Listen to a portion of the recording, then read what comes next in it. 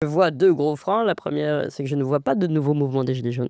Y a-t-il un essoufflement populaire? 1re question et 2e, je vous posais, c'est évidemment le blocage institutionnel et vous êtes bien placé pour le connaître. Alors oui, sur la question de la dépendance aux mouvements sociaux, moi ce que j'ai compris avec les gilets jaunes, c'est qu'on les fait pas naître ces mouvements. Ces mouvements, et il y a le peuple de France qui est en train de protester dehors, vous voyez, c'est le début, peut-être il va Oui, c'est ça. c'est-à-dire que Non mais je sais pas si vous l'entendez au micro, mais oui, on entend vraiment alors c'est rare qu'on entende quand même à ce ce bruit-là, point-là.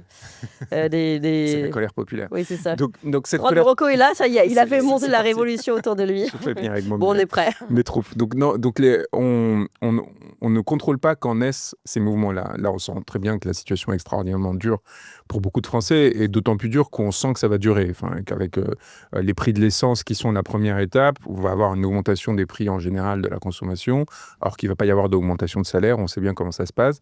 Et donc on sent que dans les prochains mois, ça va se durcir.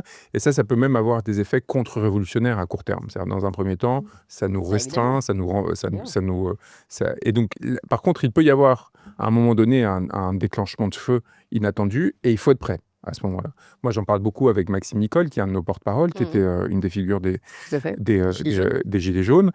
C'est pas lui qui a fait naître les Gilets jaunes. Pourtant, c'est le premier, avec 2 autres personnes, à en avoir parlé, avoir appelé à se mobiliser ce jour de novembre 2018. Mais il a conscience qu'à un moment donné, on devient des vecteurs de dynamique sociale et donc historique, et qui nous traverse et que donc il faut accepter ce rôle-là, il faut essayer de la mesure de la voilà. Et à un moment donné, il a eu cette intuition de se dire bah là il faut appeler à quelque chose, mais en réalité c'est pas tant lui que ce mouvement de fond qui a été déterminant. Donc là c'est la même chose, on essaye de s'assurer que le mouvement de fond trouvera un lieu où tout simplement se concrétiser.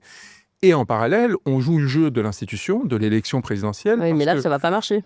Ah, Clémence, mais quel pessimisme extraordinaire. Mais c'est donnez-nous jusqu'à on est dans une phase un peu de travail de fond, c'est-à-dire qu'on structure des équipes sur tout le territoire. On a quand même 70 ruches départementales qui sont créées. Oui. Il y a assez peu de mouvements qui ont réussi à mais votre travail est formidable, mais non, mais c'est pas ce que j'essaie de vous dire. Non, j'essaie de vous expliquer dans quelle démarche on s'inscrit. Donc pour l'instant, on est sur ce travail pour faire remonter. On est modeste, on est humble, on n'essaye pas d'apparaître dans les médias ou dans tous les événements. On n'était pas là le 1er mai, etc. Parce qu'on sent qu'il y a d'abord ce travail d'enracinement, de préparation détaillée, de maturation.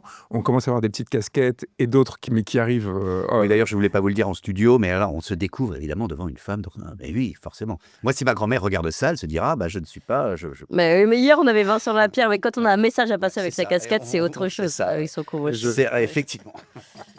Je suis pas un homme à casquette, ça me va pas très bien par ailleurs, mais donc on a un homme à message. Un homme à message, voilà. Et donc ça monte peu à peu comme ça, et à un moment donné, on va tenter le rapport de force. Et à ce moment-là, peut-être à la rentrée, probablement à la rentrée, on va voir si on arrive à établir le rapport de force, y compris dans les médias institutionnels, y compris sur le terrain de l'adversaire. Vous imaginez l'accueil qu'on va nous faire, et on va voir quelle va être notre capacité ou non, parce que l'objectif c'est quoi? C'est quand même de m'amener moi à débattre avec Bardella, Attal, et un peu démontrer que quand on a eu un métier, une expérience de vie, qu'on a créé des choses pendant son parcours, peut-être qu'on est un peu plus à même de discuter des sujets de fond et de gouvernance qui peuvent toucher un pays. Ce qui n'est pas tout à fait leur cas. Donc à partir de... On croit sincèrement que si on arrive à entraîner cette bascule, notamment avec les 500 parrainages, eh bien évidemment, là ça sera pas très facile, mais l'équité de temps de parole, l'égalité de temps de parole, la possibilité d'être en débat face à ces individus, on va marquer notre différence.